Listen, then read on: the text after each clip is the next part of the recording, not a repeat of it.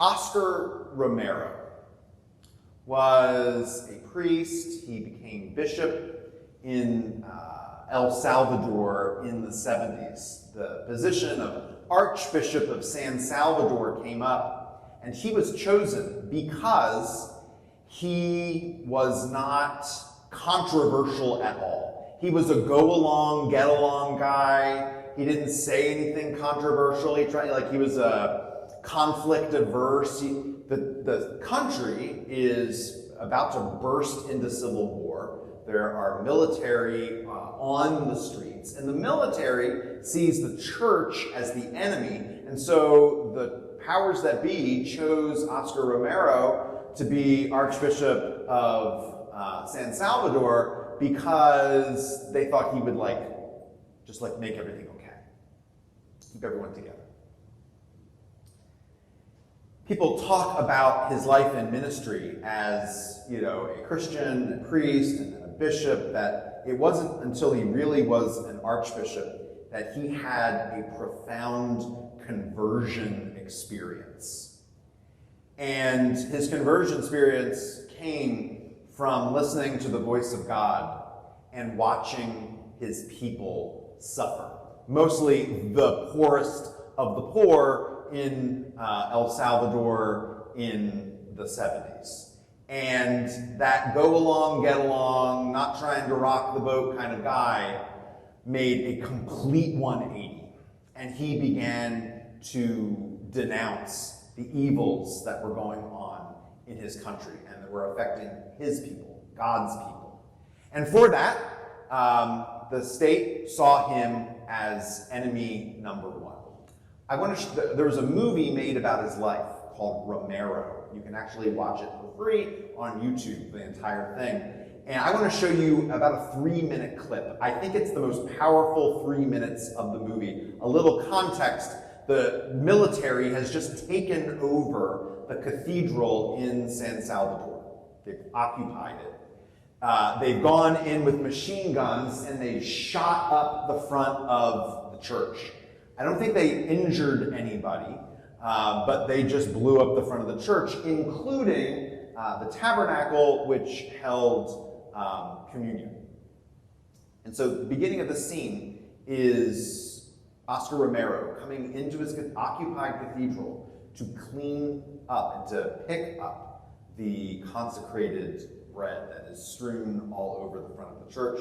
A warning: there is gunfire very early on in the scene, but in the scene no one is injured. Hey!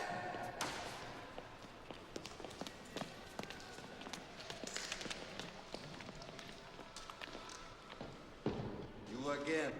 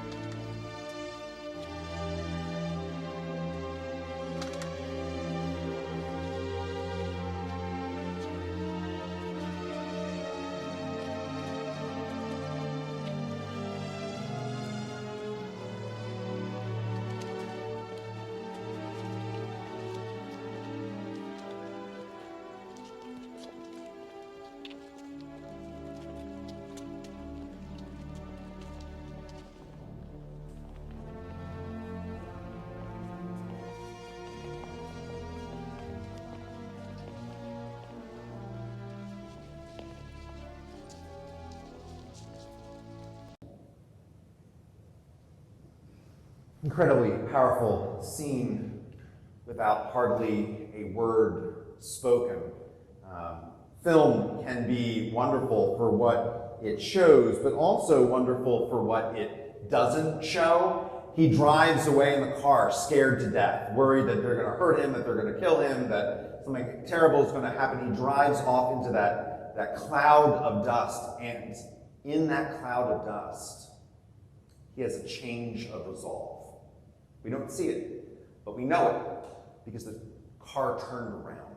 And the same Oscar who went into the car is not the same Oscar who walks out of the car, resolute that he is supposed to go back to God's house with God's people. He had a radio show. They thought, they say today, that it was the only way that people could get the truth of what was going on in El Salvador at the time. And in his radio show, he said, "I want to make a special appeal to soldiers, National Guardsmen, and policemen. Each of you is one of us.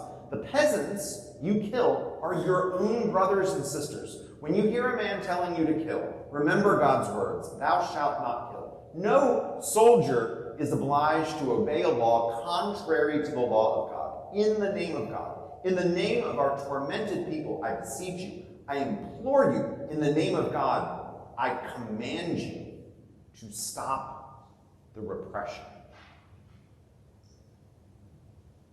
Sometime later, he says, "You can tell them that if they succeed in killing me, I pardon and bless those who do it.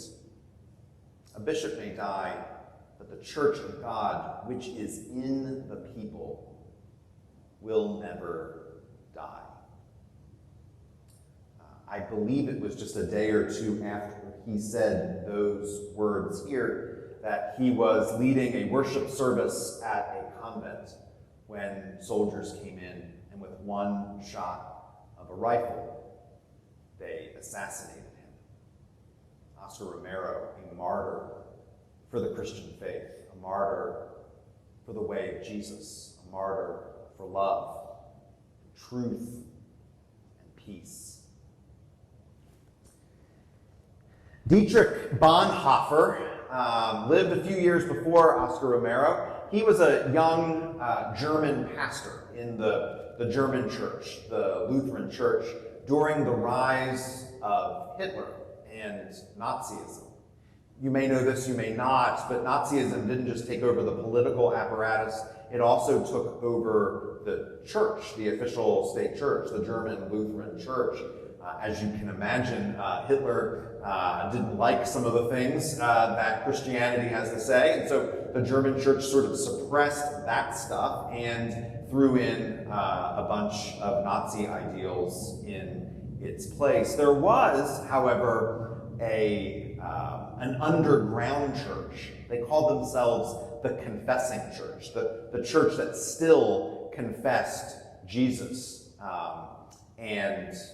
Dietrich Bonhoeffer was one of the main leaders of that church. There was an underground seminary training people for ministry in that dangerous and crazy time. He was a teacher in that seminary. The seminary was found, was exposed, and everyone scattered. Interestingly, Dietrich Bonhoeffer was not a pacifist completely. He enrolled himself in the German Secret Service. Not because he wanted particularly to enter into the Nazi army, but because he was a double agent trying to find a way for the Allies to get to Adolf Hitler. His plot was exposed. He left Germany and came to America. I think he went to Harvard and was teaching at Harvard for a while. Can you imagine the difference of leaving war-torn Berlin and going to Cambridge, Massachusetts? Oh my goodness. But he found no peace in Cambridge, Massachusetts. He felt convicted that he was being called to go back to Germany. He felt like he had abandoned his people. He felt like he had abandoned the people of God. He said publicly, if we are going to rebuild a church for Jesus in Germany, how can I be a part of that rebuilding if I wasn't there during the struggles? And so many people tried to talk him out of going back, but he would not hear it. He did go back. He was captured. He was taken to Buchenwald concentration camp, and less than a week before Germany was liberated by the Allies, he was executed by hanging. One of his books that endures, and you can get on Amazon today, is called The Cost of Discipleship. And one of the most famous passages from this book is this. It says, "Costly grace is the gospel which must be sought again and again and again, the gift which must be asked for, the door at which a man must knock.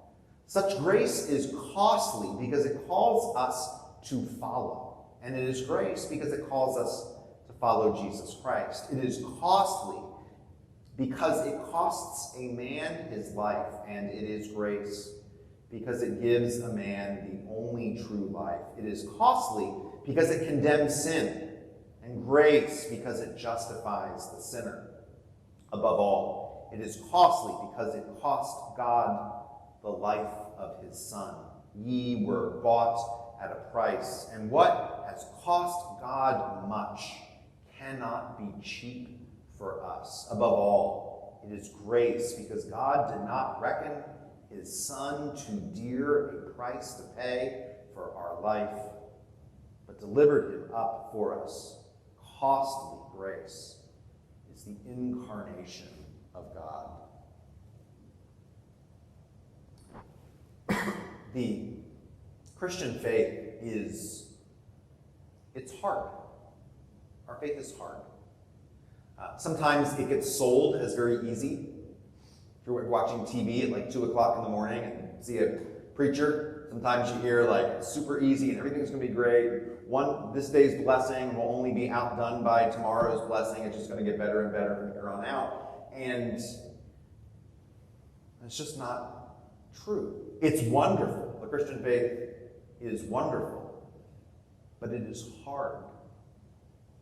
It's costly. The apostles, almost every one of them, because they followed in the footsteps of Jesus, because they proclaimed his life, his teaching, and his resurrection, almost every one of them was martyred for their faith. In the early church, and in many places of the world today, deciding to follow Jesus meant danger for you. It meant your family would turn away from you. The words in the gospel lesson this morning, where Jesus talks about hating your father and mother and brother and sister and wife and child, those words are like nails on a chalkboard for us. They don't quite compute. To people 2,000 years ago, the early Christians, they're like, oh yeah, we know that. Because I follow Jesus, my family has turned away from me. How about you? Your family turned away? Oh yeah, your family turned away from you too. Everyone knew that. Our faith costs. Salvation, redemption, is free. Grace is free. There is nothing God's love is free. There is nothing we can ever do to earn or deserve God's favor. Nothing. But following Jesus is costly. There's a phrase we break out on the 4th of July and Memorial Day and Veterans Day, and that's freedom is not free. And it's true. Freedom is not free. But neither is the way of Jesus. Neither is love. Neither is peace. Neither is truth. Neither is forgiveness. In our faith, we will find the fullness of life. And in our faith, we pick up our cross and we follow.